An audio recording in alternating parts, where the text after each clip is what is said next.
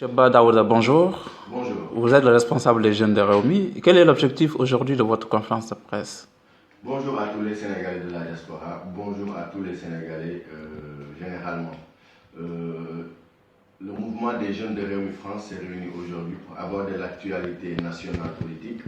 Donc, surtout parler de la déclaration du président Macky Sall concernant la révision constitutionnelle, mais également aborder d'autres sujets, entre autres, si le temps nous le permettra, bien évidemment. D'accord. Macky Sall compte faire un référendum. Il a allongé son mandat 2 ans de plus pour faire un mandat de 7 ans. Qu'est-ce que cela vous inspire? Alors déjà, le fait de prévoir un référendum sans consultation de l'opposition politique, quand il était dans l'opposition, il combattait le fait que Wade ne les consultait pas. Lui, à tout seul, il déclare que le référendum aura lieu le 20 mars. C'est absurde. Ça, c'est de un. De deux, pour ce qui est de la position officielle de Réumi sur le référendum, je ne peux pas vous en parler, puisque actuellement, nous sommes en train d'étudier la question.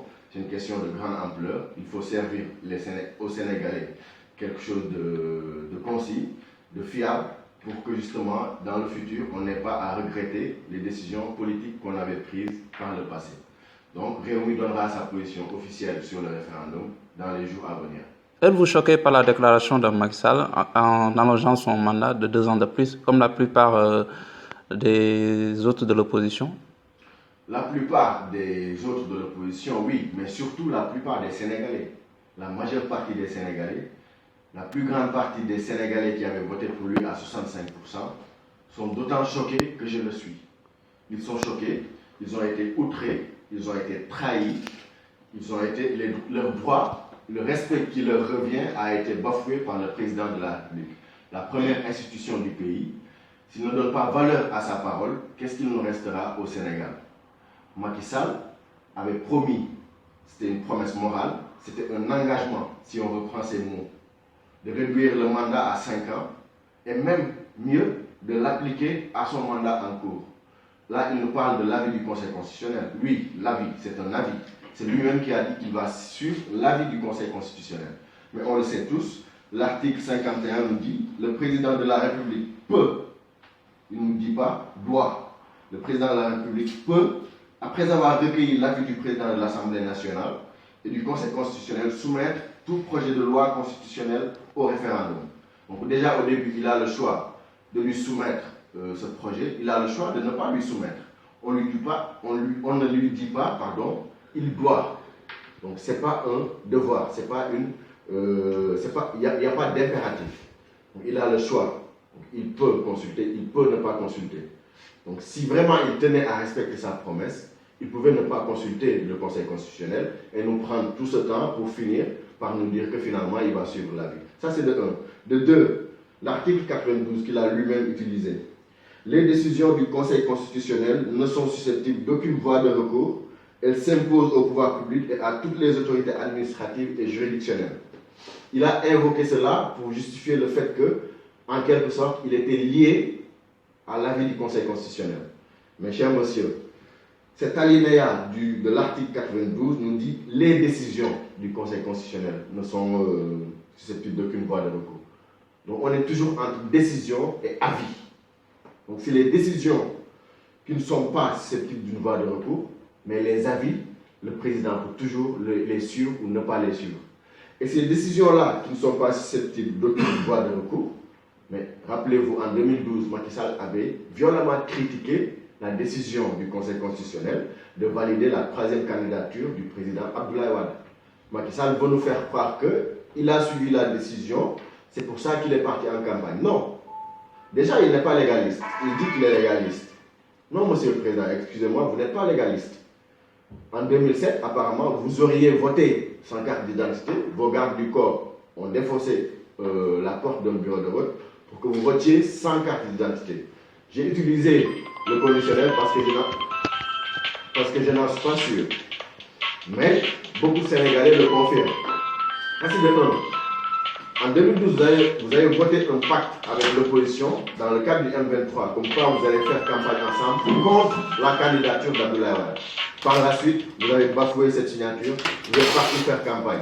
Ça, ce n'est pas être légaliste. Quand le Conseil constitutionnel a validé la candidature d'Abdoulaye Wade, vous l'avez violemment critiqué. Ça, c'était une décision que vous avez critiquée. Et là, c'est un avis, un simple avis, Monsieur le Président, que vous avez choisi de suivre. Les Sénégalais ne sont pas dupes. Vous auriez bien pu respecter votre promesse en disant, malgré l'avis du Conseil constitutionnel, je fais 5 ans de mandat, je réduis mon mandat. D'accord.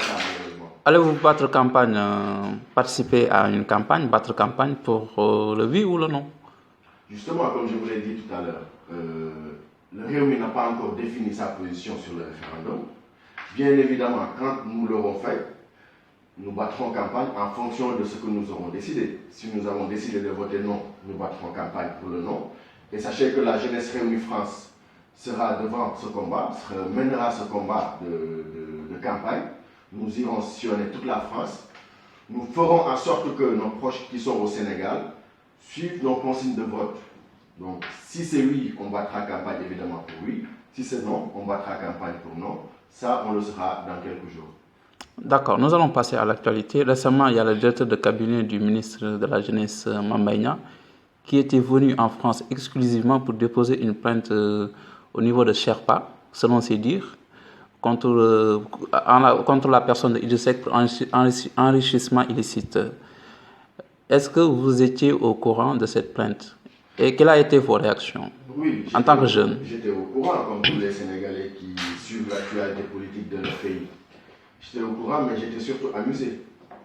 Parce que non seulement, quand on dit qu'on va porter plainte au Sherpa, c'est qu'on ne sait pas ce que c'est le Sherpa.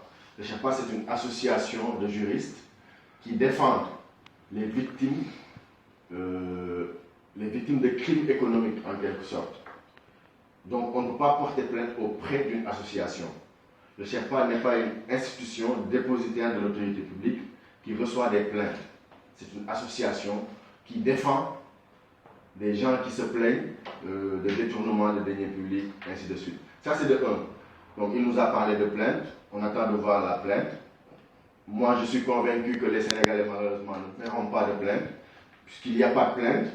Le Sherpa n'est pas un commissariat, ce n'est pas un parquet. Il n'y a pas de plainte, non seulement, il n'y en aura pas, puisque, tout simplement, c'était un mensonge de grand niveau, fabriqué de toutes pièces, juste au moment où Idrissa Seck a commencé à sillonner les rues du Sénégal.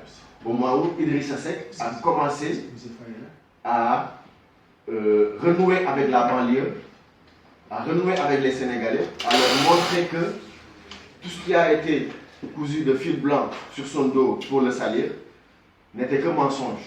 Ils parlent de 74 milliards, ils ont parlé de 40 milliards, ils ont parlé de 14 milliards. Bah, demain, ils parleront peut-être de 200 milliards. Mais le problème, c'est que nous, jusqu'à l'extinction du soleil, nous attendons qu'ils nous apportent des preuves palpables et nous attendons qu'ils portent plainte d'ailleurs, pour que ça soit clair devant la justice. Il y a eu des plaintes par le passé, n'oubliez pas. Et pendant 5 ans d'enquête, le principal accusateur, qui était Abdoulaye Wade, a démenti, a blanchi Idrissa Seck à la télé.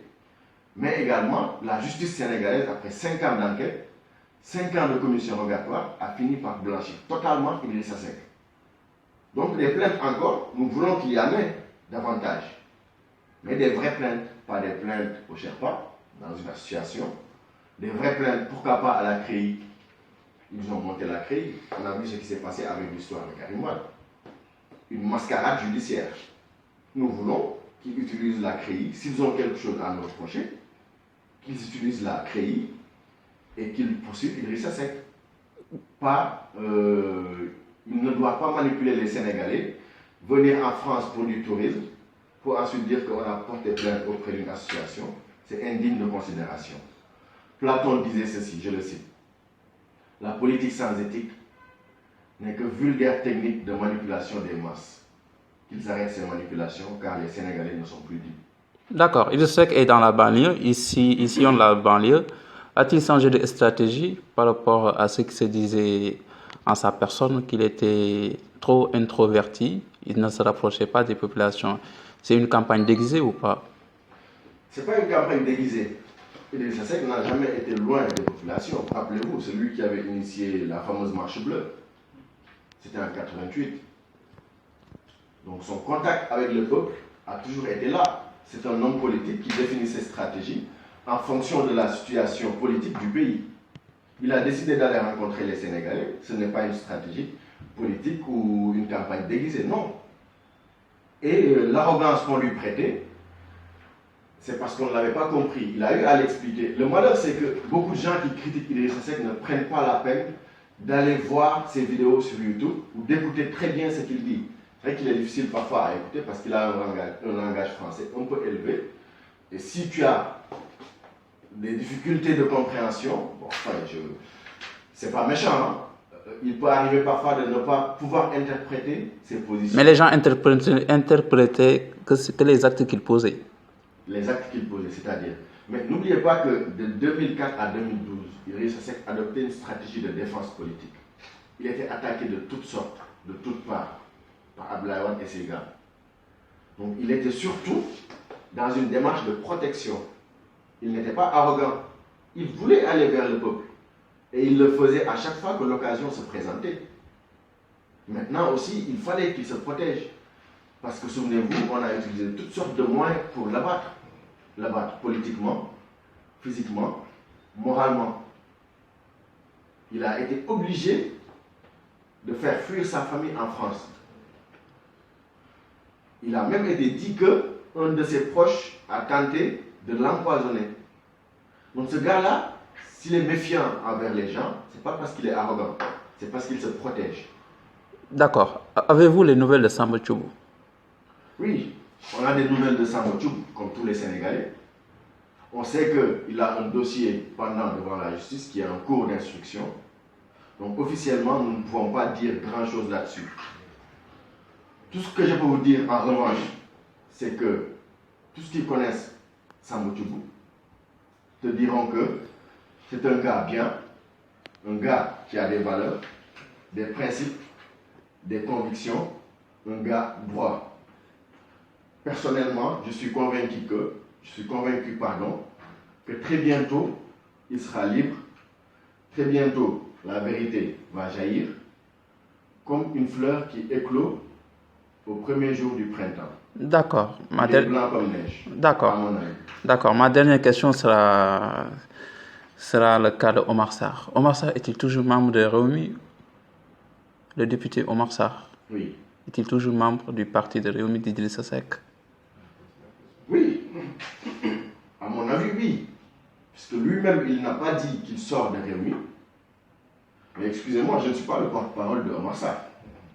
Vous pouvez lui retourner la question par contre. Mais moi, je considère qu'il est pour l'instant dans Rewmi. D'ailleurs, c'est bien quand il dit qu'il essaye de reformer les choses. Nous attendons le congrès. Nous sommes toujours réformistes. Nous sommes toujours ouverts au débat. Tout ce que l'on sait, c'est qu'actuellement, notre leader Idrissa Seck fait un très bon travail de terrain. Un travail qui séduit tous les réumistes et un travail auquel tous les réunis se retrouvent. Tous les réunistes se retrouvent, pardon. D'accord. Voilà.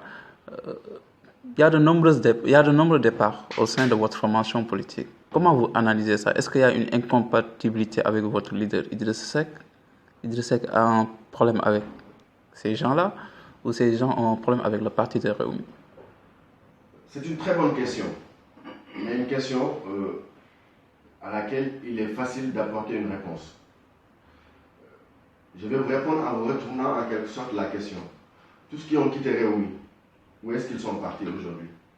Je vous pose la question. Ils sont partis chez Macky Sall. Nulle part ailleurs. Donc peut-être ça s'explique. Autrement dit, vous les considérez comme des transfuges? Non, c'est vous qui le dites. Non. Tout ce que je sais, c'est que ceux qui ont quitté Rewmi, ils sont partis chez Macky Sall. On peut se poser la question de savoir si ces gens-là veulent leur part du gâteau ou il y a un réel motif de départ. Mais en revanche, je vais vous dire une chose. Il faut respecter la pléthore de militants qui n'arrêtent pas d'adhérer Rewmi. On a enregistré des milliers d'adhésions. Moi, je veux plus accorder de l'importance à ces gens-là qui croient en Idrissa Seck. Des gens qui se disent, ah, finalement, on s'est trompé en 2012, on veut corriger notre erreur en 2019. Actuellement, on parle de 2019. On veut corriger notre erreur en 2019 Ces gens-là, ils viennent intégrer le Rewmi en masse. En France, on n'arrête pas de monter des sections. On en a monté 17. La semaine prochaine, on va au Havre monter une section. Les gens nous appellent de partout pour intégrer Rewmi.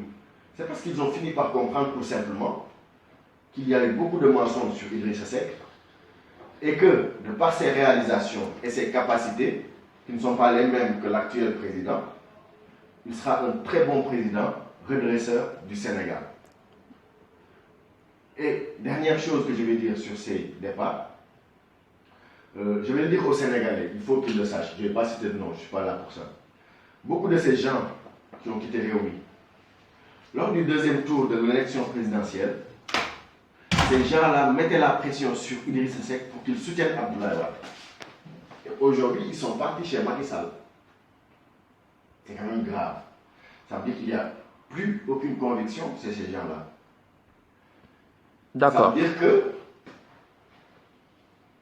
ils cherchent à toujours se mettre du bon côté, en quelque sorte. S'ils voient que ça tend vers là, ils sont là-bas. S'ils voient que ça change, ils changent de discours, ils cherchent Idrissa Seck. C'est des transhumants, c'est ça que vous voulez dire? Des transhumants, oui, ou peut-être des opportunistes, je ne sais pas. Je laisse aux Sénégalais le choix d'apprécier. D'accord. M. Ba Daouda, je rappelle que vous êtes le responsable des jeunes de Rewmi France. Dakar Matin vous remercie de cette interview. C'est moi qui vous remercie, monsieur. Bonne fin de journée à vous. Merci.